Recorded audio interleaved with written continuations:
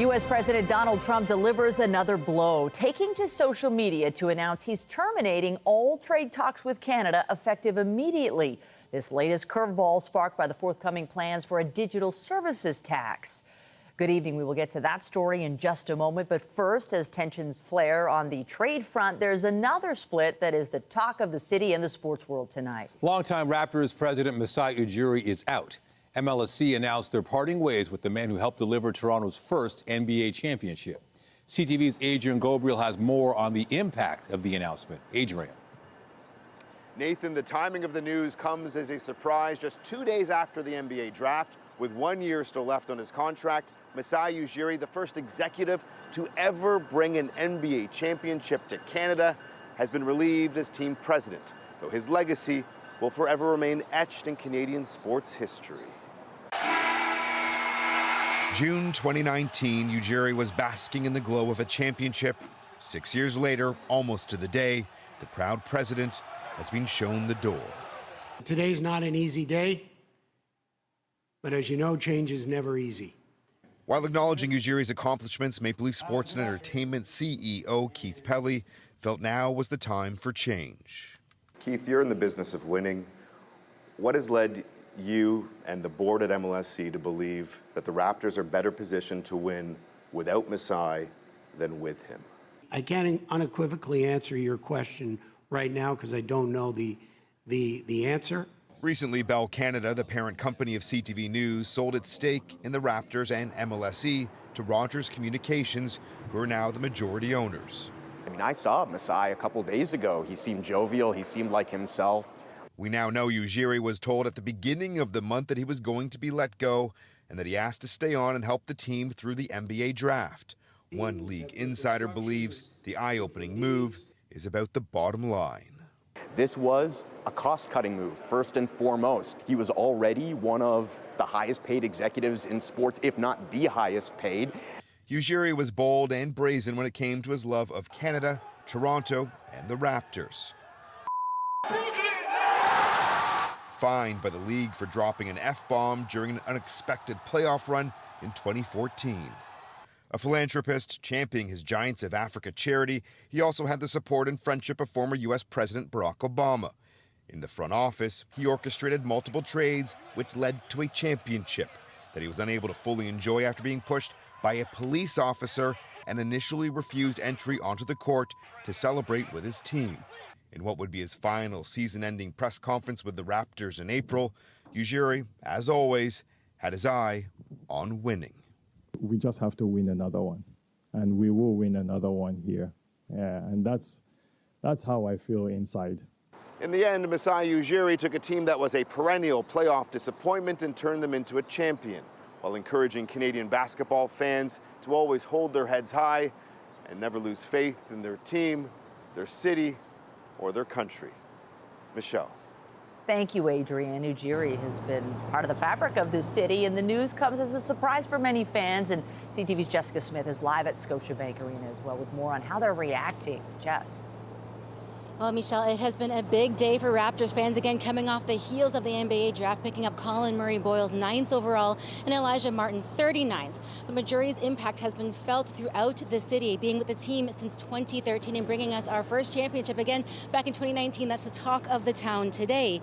He was very blunt in his end-of-season press conference, talking about the culture of the team, what he loved, and changes that needed to be made. And in a press conference earlier today with MLSE President and CEO Keith Pelly, he said Masai created an incredible culture within the organization. Beyond his role with the Raptors, he had a deep connection to the community here in the city of Toronto, across the country and internationally, with his Giants of Africa program started back in 2003 with its first camp, elevating the game and enriching the lives of African youth. And fans I've spoken to today say his impact was great and he will be missed. Yeah, very excited that he actually got us the championship, made some big deals to get us there, but yeah, a little bit shocked or questionable about him leaving. I think it'll be a loss to Raptors, if you ask me. I think he did a great job and he's got a great track record. I think the team will miss him. He's left a legacy that has also included connection with all the different basketball organizations, club teams, high school teams, university teams. It's made an impact. Yes, I am shocked. Just like everybody else, I found it when I woke up this morning.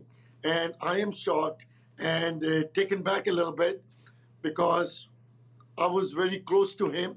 And he was not just a general manager and president for the team.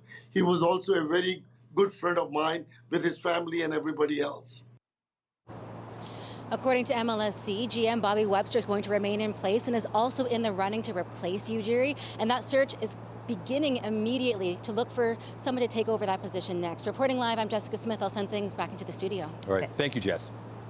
We turn now to Canada's trade war with the U.S. and the major developments spawning fresh economic uncertainty. U.S. President Donald Trump has ended trade talks with Canada over the digital services tax on American technology firms. CTV's Judy Trin reports. As the Prime Minister was hosting a virtual meeting to update his cabinet on U.S. trade negotiations, the President dropped a bombshell.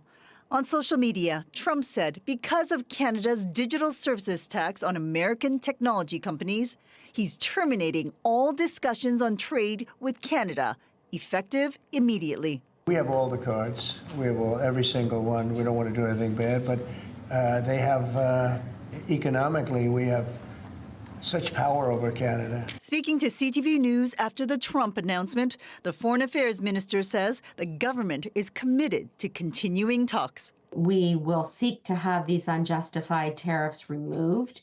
And that is the reason why we, because of the complexity of the negotiations, will not be having that conversation in public. Tech companies that have revenues of more than $20 million, like Google, Meta, and Airbnb, are subject to the 3% digital sales tax. The first payment is due Monday. It's unclear if the Prime Minister knew this was coming, but in Brussels earlier this week, Carney spoke more cautiously about the progress of trade talks. We'll do what's right for Canada. We're working hard to get a deal, but we'll accept the right deal with the United States. The right deal is possible, but it's nothing's assured. Over the past several years, both the Biden administration and Trump have called the digital tax discriminatory against American companies. This former deputy prime minister says the tax can be scrapped to save negotiations. I think the digital services tax is expendable in the context of getting a trade negotiation settled with the United States. But I don't think that if you've got something in a negotiation that you're willing to give up, you don't offer that off the top. For months, the government has been trying to get punishing U.S. tariffs on steel, aluminum, and autos removed and stave off future duties. Now Trump says he will tell Canada, along with other countries, what tariff rate it will pay. The Parliamentary Budget Officer estimates that the federal government would get more than $7 billion over 5 years with the digital services tax. Analysts say it's unlikely Donald Trump will return to the negotiating table without the removal or pause of this tax. Judy Trin, CTV News, Ottawa. Also tonight, Toronto's mounting waste dilemma. The landfill, home to our garbage, is filling up fast, and time's a wasting to sort through where to put our trash once it's at capacity. We dig into the messy conundrum. And as we head into the weekend, most students and educators are celebrating the last day of their school year. It's an especially bittersweet last day of school for grade 5s at Fern Forest Public School in Brampton. CP24 was there this morning for a special celebration, bidding farewell to those students who'll be moving on to a new school next year. Students shared what the milestone means to them and how they're feeling heading into the summer break. I am feeling super hyped up and very shocked because I have been in the school for 7 years and it's all just gone by very quickly. I'm kind of sad because I'm leaving this school and it's been like 7 years here, so I'm feeling excited and sad at the same time. Was it fun this year? Yes. What did you like the most about school this year? It's because I like to do is learn about things. Yes. What about you? I like when we play around. The school's principal also weighed in on the end of the academic year. This is a fantastic community, and as a Peel District School Board Administrator, I have never been more proud. The learning that happened this year has been astronomical.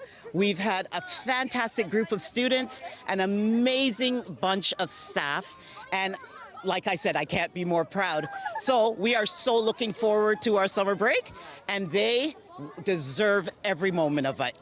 And we'll have more coverage of the last day of school celebrations across the GTA later in the newscast.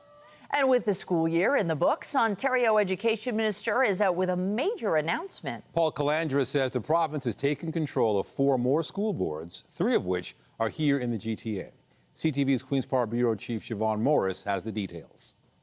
The Education Minister making a big statement on the last day of the school year, taking over boards he says have been mismanaged. Where trustees have failed, where students are being shortchanged, we will act. Supervisors have been appointed for some of the biggest boards in the country: the Toronto District School Board, Toronto Catholic District School Board, Dufferin-Peel Catholic District School Board, and the Ottawa Carleton District School Board. These boards have had multiple opportunities to address their structural financial issues, and time and again, they have failed to do so. The government singles out TDSB trustees for rejecting almost half the cost-saving measures recommended to them by staff.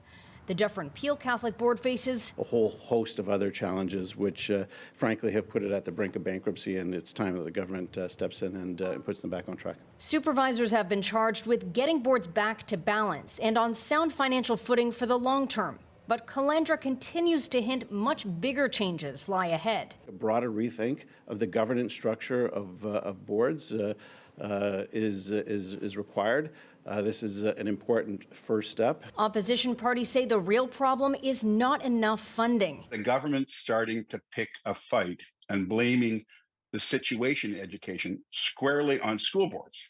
I don't think that's balanced or reasonable. Picking at the appointment of conservative insiders. It's not going to make any difference to have a supervisor in there, especially not one with no experience in education, if the government isn't just going to fill that funding gap and make sure that the money is there to provide the supports that our kids need. At the very end of his announcement, Calandra added that he's directed his ministry to pause for 1 year any changes to the curriculum so that a more central, more consistent curriculum can be brought forward. That includes a planned overhaul of the kindergarten program, mandatory learning on the Holocaust and Black Canadian history. Educators are welcoming the delay, the incoming president of the Ontario Secondary School Teachers Federation writing in part, a pause in the curriculum rollout is the right move. The process has been rushed with little meaningful consultation with the teachers and education workers expected to deliver it. OSSTF is looking to work with the government to get this right. The goal is to have that curriculum ready for the 2026-27 school year. At Queen's Park, Siobhan Morris, CTV News.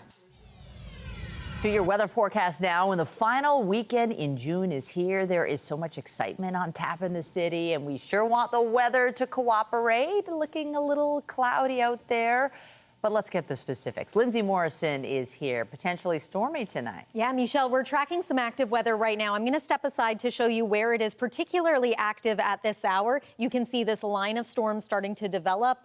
Point Clark, Tiverton, Kincardine, and then in through the Parry Sound area. That's where we have thunderstorms happening right now. And as that front slides its way across the province, you can see that we have widespread severe thunderstorm watches in place.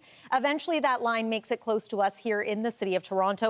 Hopefully the line loses some of its punch by the time it arrives. An east wind keeping lakeside communities a little cool today. You could feel that breeze out there. It's only 14 degrees in Oakville right now. Compare that to Windsor, where it feels like 40 at this hour. Later on this evening, yes, the risk of thunderstorms, but the rest of the weekend looks pretty good. We're going to take you through the forecast coming up. For now, though, Michelle, back to you. Thanks, Lindsay. Well, it's the kickoff to a very busy few days here in the city with Pride weekend festivities getting underway. Road closures in place for anyone looking to head down to the Village. CTV's Janice Golding is live with more on the first major event of the summer. Janice. Hi, Nathan. Yes, Pride weekend is underway, and as you can see, there are a lot of people ready to celebrate. Of course, that means road closures, Church Street shut down between Bloor and Dundas, and Wellesley between Yonge and Jarvis. The roads in the Church and Wellesley Village are closed. The setup well underway for a massive celebration. We're gonna dance, we're gonna see people, we're gonna be happy for 3 days. Toronto is ready for Pride Weekend, the culmination of a month-long celebration of the 2S LGBTQ+ community. There are still over 65 countries in the world that it's illegal to love someone of the same gender. So yes, we celebrate all the gains that we have made, but it's also an opportunity for us to send a message that no one is free until we're all free. This is the 47th year for the festival, which brings the city close to $200 million in taxable revenue. 3 million people take part in festivities throughout Pride Month, with 2 million expected to descend on Church and Wellesley this weekend alone. I can't wait for this weekend to happen, to see how many people pour in. I'm looking forward to it since last year. Very excited. We've been planning it for like months now, so I'm ready. Toronto's Pride is the second largest in the world and the biggest in North America, and draws people from far and wide. We are from rural central Pennsylvania, and there is not a community that is robust like this here. So being able to be in a place where we're comfortable being ourselves in a community where we can be ourselves, we're really looking forward to it. Where we're from, there's not a whole lot of that community base like we have here in Toronto. And just being able to experience the joy and the pride and being able to be who we are and be loved and welcomed by everybody is really just honestly a dream come true. The weekend will be chock full of activities, including the Trans March tonight, the Dyke March and the Drag Ball tomorrow, and the grand finale, Sunday's Pride Parade, which will feature 25,000 marchers and more than 250 groups. Given all the road closures this weekend, organizers say you should plan your route in ahead of time and take public transit if you can. Happy Pride, everyone. Reporting live, Janice Golding. Now back to Michelle and Nathan. Thank you, Janice. Tenants in a North Toronto apartment tower have been without one elevator for months and then lost the other one in the middle of a record heat wave. As CTV's John Woodward reports, many were stuck in the heat. One critic says the provincial government regulator needs to take action. How many of you have been stuck in an elevator here? That's most of the tenants in this apartment building in northwest Toronto, and with their elevators down, they are rising up. Jane Osaye said she got stuck last week with her 3 kids, rescued ultimately by the Toronto Fire Department. My 2 kids now, they have trauma. Anytime they go into the elevator, they always cry, "Mommy, I'm stuck, I'm stuck." So I was lucky that it's only one time that I've been stuck in the elevator, but there were other times that it seems like the elevator wanted to stuck with me, and what I did, I go like this, and I push the door open and I run. Oh. And these are just the people who could make it down from their suites in the 14-story building. It's not a good idea to take the elevator in this building, so to interview the people on the upper floors, we're taking the stairs. Upstairs, we find Ola Adekolu. Her knees are so arthritic, she has to choose between being stuck in her apartment and stuck in the elevator, which happened to her in the heat wave. Yes, exactly.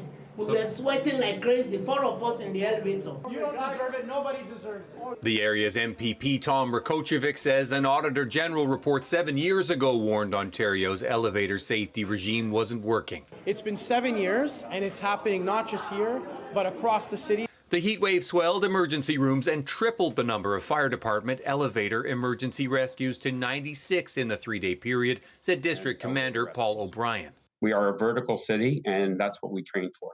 Ontario's elevator regulator said it inspected the building here last year and found only minor problems. One unit has been out for 5 months after a fire. The other has an unusual control system that is often on the fritz, said elevator technician Bogdan Russ. They're far and few between. It's a tricky situation. Russ said his technicians fixed that elevator by mid-afternoon. The tenants wary of getting in, feeling that while right now it is going up, it may be only a matter of time before it goes down again. John Woodward, CTV News. Next to the growing problem of Toronto trash. It may be out of sight, out of mind once it's picked up from your curb, but the city's landfill is filling up fast. So where will all the garbage go? Some experts say the options stink. CTV's Natalie Johnson reports. At the Green Lane landfill in southwestern Ontario, where trucks dispose of Toronto trash, it may look like there is endless room for mountains of garbage, but this site will reach capacity within the next 10 years. This is an issue that I would say most municipalities are facing in Ontario. So in Ontario, it's slated to, within 10 years, there will be no more landfill capacity available. And so as the waste piles up and keeps on coming, the question for Toronto is what to do with the garbage after that. The city now undertaking public consultations on two options: secure more landfill space, which requires the buy-in of surrounding communities, or consider incineration. They're both bad. Councillor Diane Sachs, who previously served as the province's environmental commissioner, says a lack of political will to address the root cause pushed the problem to this point. I've pushed hard for us to take waste reduction seriously, which is by far the less expensive option in the longer run. But I checked with solid waste yesterday. We're making no progress. It's a significant problem because adding additional capacity to landfills is both environmentally burdensome, economically expensive, and actually takes a very long time. So you can't just add capacity overnight. York University professor Calvin Lacken directs Canada's biggest waste management research project and stresses the idea of adding landfill capacity is antithetical to the goal of diversion. But he also cautions against incineration. Mass burn technology essentially produces a lot of effluent. So there's a lot of carbon emissions, air particulate matter. So surrounding communities, it poses environmental and health risks. It's horribly inefficient. It's very resource and energy intensive to incinerate waste and then trying to turn it back into energy. Durham Region burns its garbage, but the City of Toronto says using that incinerator is not on the table at this point. Currently, no, that's not an option that we're contemplating. Again, we're really more at the, I would say, beginning stages of exploring. But the clock is now ticking for Toronto to come up with a plan. With this landfill set to soon hit capacity, there is no time to waste. Natalie Johnson, CTV News. Toronto police say they seized a pair of high-powered rifles from a group of teenage suspects after an attempted traffic stop last night in Etobicoke. Investigators say just after 11 last night, police tried to stop a vehicle near Islington and Dixon that didn't have its headlights on. The vehicle sped away before crashing into a tree. Police say 4 suspects ran off and they arrested 3, while also finding an AK-47 micro assault rifle and an AR-style assault rifle. The suspects are in custody, aged 15, 16, and 17. They face a combined 73 charges. Frankly, it's very, very disturbing that 3 youths that are all under the age of 18 are driving around with this firepower. There's only one reason to have that type of weapon and the amount of ammunition they had, and that's to cause destruction. Police say the suspects were on bail at the time for previous gun-related charges, and they're asking anyone with any information to contact them or Crime Stoppers. The provincial Liberals say they've received a letter from Ontario's Information and Privacy Commissioner confirming an investigation into reports of a data breach of private health information at a third-party vendor. And so to emphasize, in the letter that I wrote to the Information and Privacy Commissioner, I specifically outlined my concerns that there has been a breach of patient health information involving 200,000 or more patients, and that it has not yet been publicly disclosed. We now know from the Commissioner that that is true. The Liberals say the reported breach is believed to have taken place in March at Ontario Health at Home. They also accuse the province of inaction in its response. Health Minister Sylvia Jones was asked about the situation.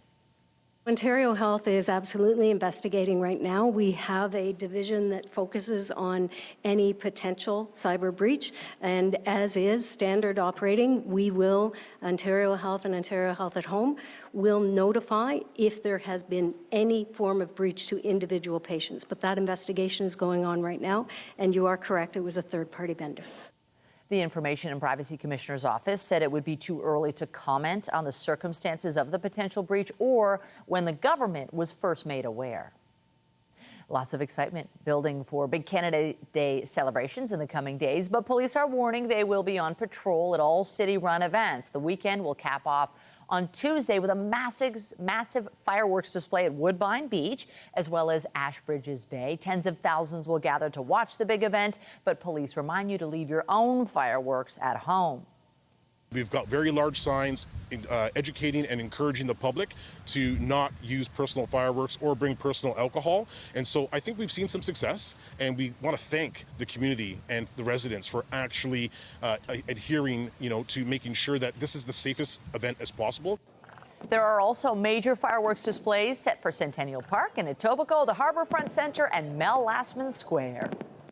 John Tavares made no secret of his desire to re-sign with the team he grew up cheering for, and now that has happened. The Toronto Maple Leafs are bringing back their star centerman on a 4-year, $17.55 million contract extension.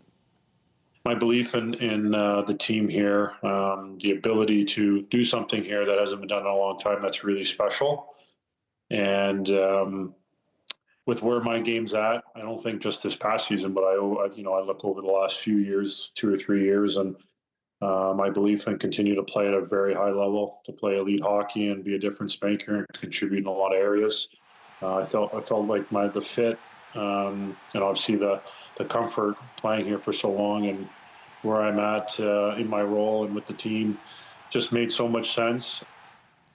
Tavares will make an average of $4.38 million per season.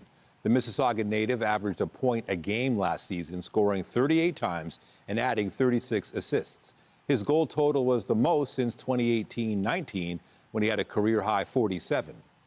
Coming up on CTV News, the final bell and the beginning of the next chapter for 2 longtime teachers getting a well-earned recess. We pay a visit to a Mississauga school, bidding farewell to beloved educators as they embark on retirement.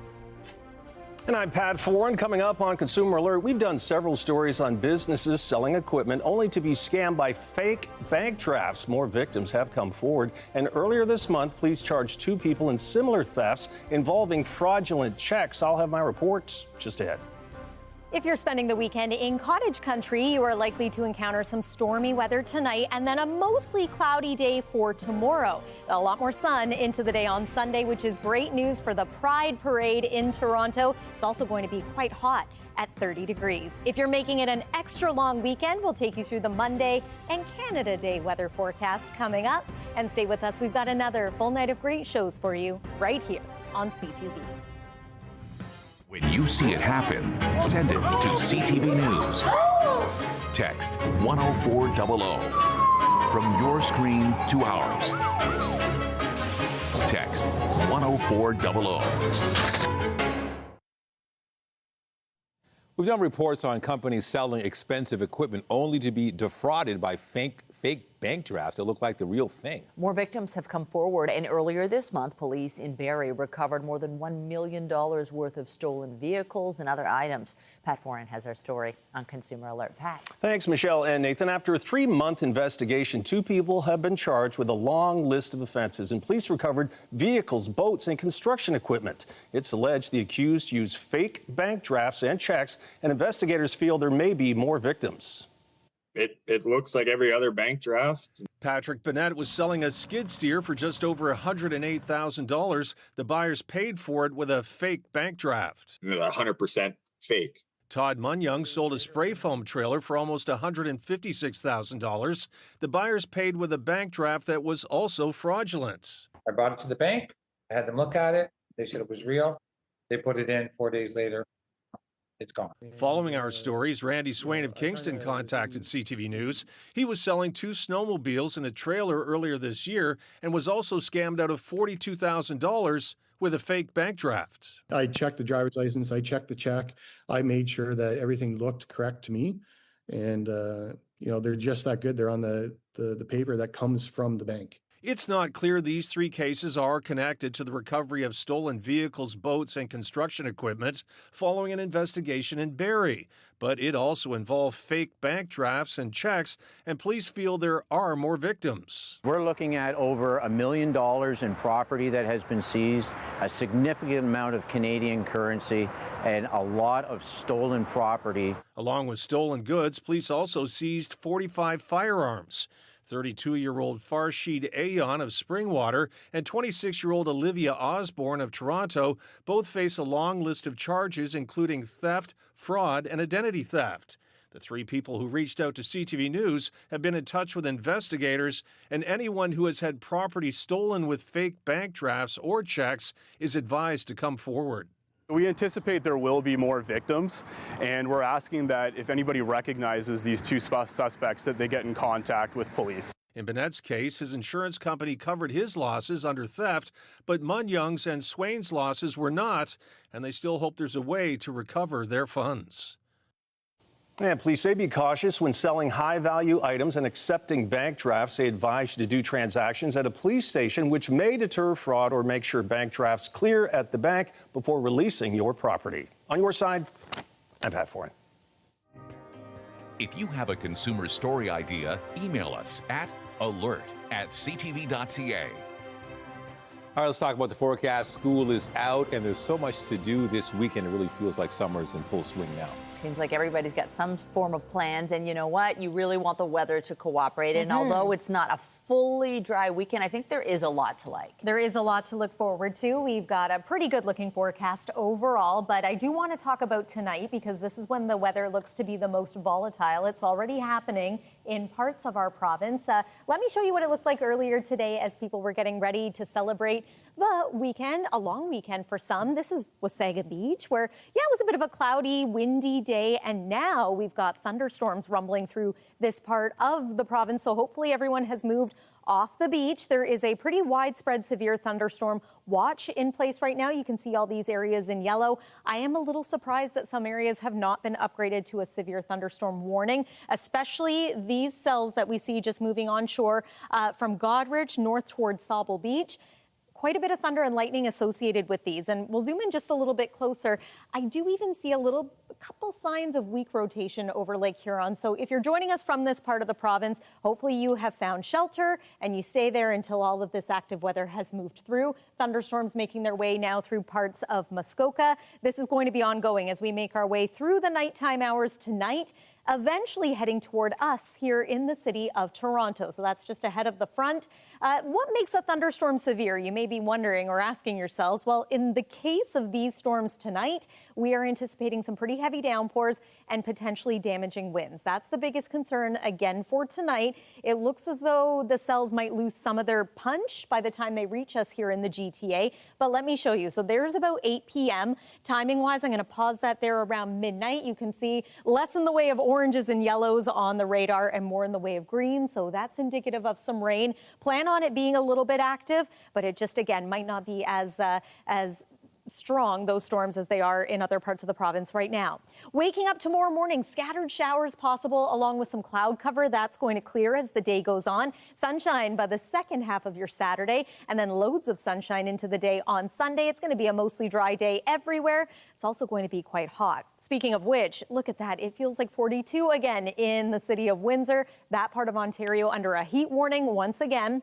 We remain quite warm tonight. 22 for the low. That's about the daytime high that we ended up reaching today. So a mild start to tomorrow as well. As mentioned, the best chance of some showers is going to come tomorrow morning. The afternoon is looking bright. 27 degrees is going to feel like 35. We've talked a lot about some of the events happening around the GTA this weekend. The tall ships are going to be on Lake Ontario if you're looking for something to do tomorrow. And then, of course, the Pride Parade on Sunday. Mainly sunny skies and a high of 30. Also 30 degrees on Monday, but the chance of showers returns to our forecast. Might see a few showers Tuesday as well, but I think they're going to clear out in time for Canada Day fireworks at night.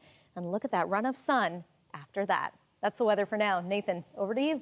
Thank you, Lindsay. As the Ford government makes changes to alcohol sale rules in Ontario, pedal pub companies will be able to apply for liquor licenses starting July 1st. The province launched a pedal pub pilot in 2022, but alcohol isn't allowed on the large multi-person bicycles under that policy. Pedal pubs currently operate in Toronto, Niagara-on-the-Lake, Ottawa, and Windsor. Councillor Brad Bradford says he supports the idea, which the province says is aimed at boosting tourism. Local municipalities will still set the routes, they will still set the hours of operation, and so there will be a permit process for anyone applying to have a pedal pub and to operate it on the streets in Toronto. And we're going to want to manage, congestion impacts, think about the routing, make sure that this isn't a problem.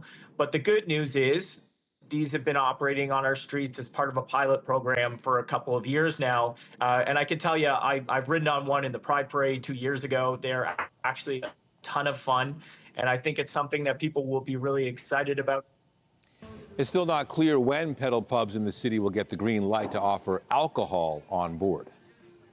Also tonight, new research highlighting added stress and dangers faced by the queer community, why the risk of dementia is increased, and how it can be reduced.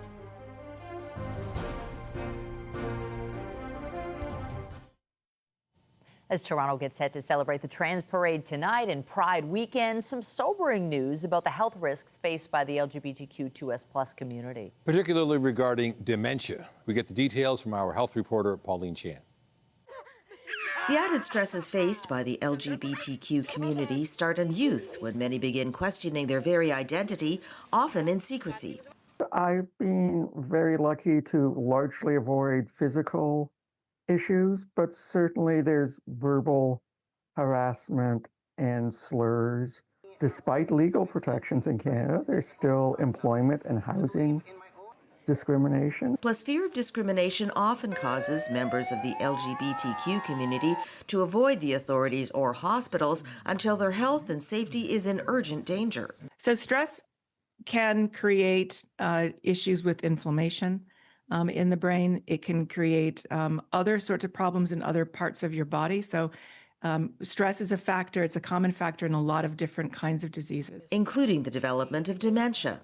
In the past, AIDS and difficulty accessing health care meant there may not have been as many elders in the community, but Stephanie Woolley says aging and dementia is becoming a topic of concern. And as a trans woman, she points out some unique aspects of dementia for the trans community. One of the things that the trans community really is scared about around dementia is that as we lose memory, we'll actually forget the fact that we transitioned. And we'll think of ourselves as who we were originally in life. And that is a horrifying notion to us. So the first step is for people working, say, in long-term care, working in healthcare, to understand what these issues are that people may be facing and to be open and accepting. And a future free of discrimination is something to truly celebrate for the LGBTQ community and everyone else. Pauline Chan, CTV News. On what's been a busy day in provincial politics, Premier Ford announced plans to expand Ontario's use of private surgical and diagnostic facilities. These centers will help cut wait times and provide convenient publicly funded care for people in their communities so they can get care when they need it, paid for by their OHIP card, not their credit card.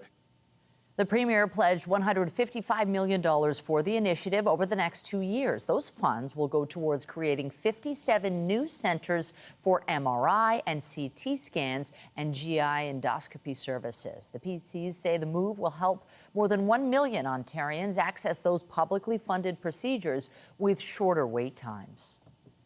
While the kids are marking the last day of school today, it's also the last day in the classroom for 2 teachers in Mississauga. The pair are retiring after more than 30 years at the same school. CTV's Beth McDonnell has more on the send-off.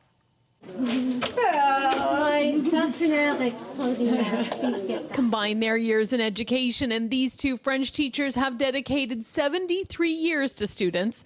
Although today is the last day in the classroom for Philomena de Oliveira and Vivian Boehm. Oh, I thank you, Phil. We've been very fortunate to be brought together at the end of our career. Yes, very good. 9 et 10. Qui est un A?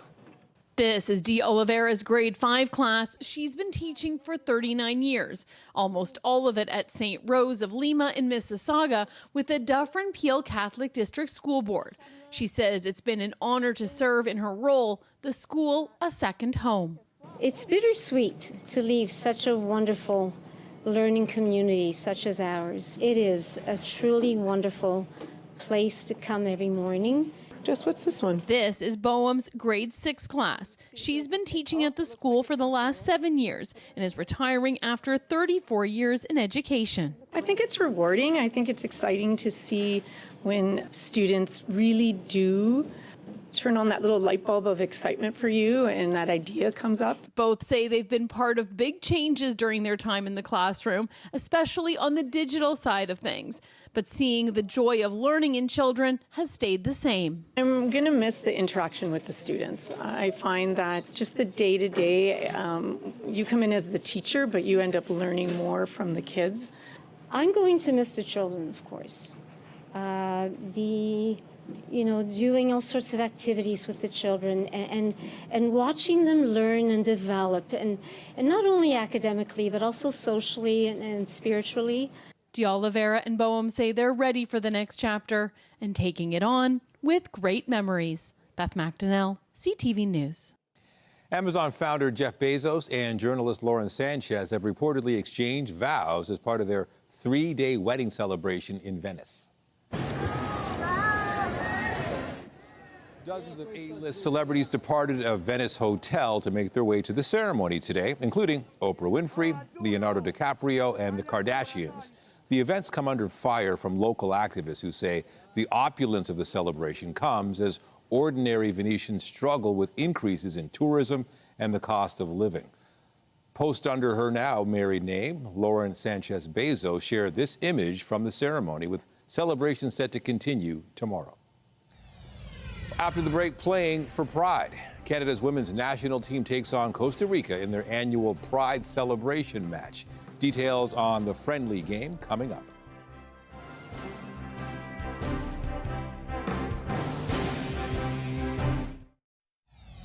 With the current status of our team and the foundation that, well, Masai has built, that this was the time to make the change. Updating our top stories, the Toronto Raptors parted ways with Masai Ujiri after more than a decade. The team's president was heading into the final year of his contract. The franchise won its first championship in 2019 with Ujiri at the helm. He will seek to have these unjustified tariffs removed. Donald Trump has ended trade talks with Canada. The U.S. president calls the digital services tax a direct attack on the United States. The federal government says it will continue U.S. trade talks in the best interest of Canadians. Where trustees have failed, where students are being shortchanged, we will act. The province has taken over 4 more school boards, 3 of them in the GTA. The Toronto District School Board, Toronto Catholic District School Board, and Dufferin-Peel Catholic District School Board. The education minister says they've been mismanaged. Remember to keep up to date day and night at ctvnewstoronto.ca and by downloading this CTV News app. And if you have a news tip, photos, or video of breaking news, let us know. Statistics Canada released new GDP figures today. BNN Bloomberg's Morella Fernandez has those details. The Canadian economy contracted in April by 0.1%, and no surprise, the biggest decline came in manufacturing. That's the month tariffs would have hit hard, with Canadian steel, aluminum, and auto sectors all targeted. Manufacturing was down almost 2%, the biggest drop in 4 years. Statistics Canada also released an early estimate for May's GDP, predicting another drop of 0.1%. Here's how the trading day ended. The Canadian dollar is down to 72.96. West Texas Intermediate is up to 65.52. Our fix on Western Canadian Select has it up to 53.55. And the TSX was on its way to a record close, but slumped after Trump announced he's terminating trade talks with Canada. It dropped 59 points to 26,692. Those are your business headlines. I'm Morella Fernandez. The Business Report is brought to you by Canadian Western Bank, the bank built for business. To soccer, with Canada's women's national soccer team beginning a pair of international matches tonight against Costa Rica.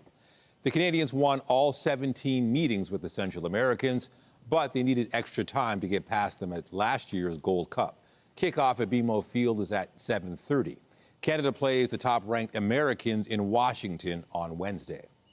Just ahead, from heading up north to traveling down south to play dates in between, students share their exciting plans for summer vacation. And a reminder, the CTV News at 6 podcast is available as a download every weeknight. And a special shout out to those of you listening to the newscast live on News Talk 1010. Get Toronto's top stories, breaking news alerts, and watch live. Download the CTV News app. Returning now to our coverage of the last day of school. Across the GTA, students and principals holding celebrations marking the milestone date and the start of summer vacation. Now, this was the scene at Ogden Junior Public School as students and staff held a clap out for graduating grade 6s. The celebration spans several floors as the building, as students marched out to the schoolyard to hear the final bell of the school year. Several shared how they felt as they looked back on their achievements and ahead to their plans for the summer. A bit sad, A bit sad. Because I'm gonna miss my friend. Sad and excited. Because I get to do a lot of stuff during the summer, but I'm sad because I'm gonna miss my friends. It feels so good. I can finally be free of school. What's your summer plan? The best thing ever that everyone should do every day. Tell me. They should sleep. And school is out until the first week of September, which is a long time. So enjoy the summer. Oh, those are some fabulous kids. Have the best summer ever. And it's that feeling when the entire summer is in front of you, the possibilities. Oh, yeah. And there is some summer heat and sun on the way for the first weekend. There sure is. Although what I want to do first is just bring you up to speed on these thunderstorms that are rumbling well north of the city right now. But there's one more look at the satellite and radar. These storms are pretty potent, actually, between Kincardine and then over toward the Collingwood area. There are now severe thunderstorms warnings in place. You can see the orange there.